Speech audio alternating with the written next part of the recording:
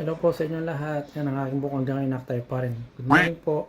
Ngayon ipipiyat lang po ang aking maywagang sapatos. Yan, ito ang aking sapatos. 6 na taon na rin kami nagkasama nito. Yan, kasi makita nyo may ganyan siyang team, kabila. Pero ito kasi nabutas yan dyan.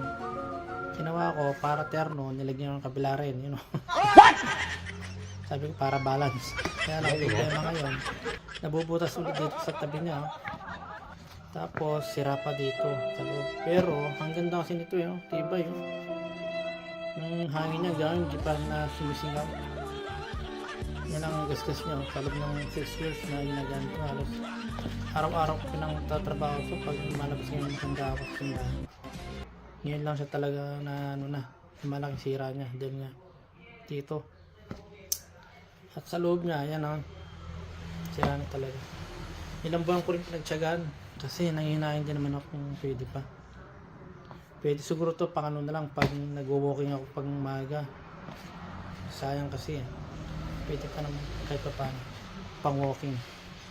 Yun lang po, siguro kailangan talagang palitan din to at magpahinga na siya. Talagang pahinga. God bless po, salamat sa panonood.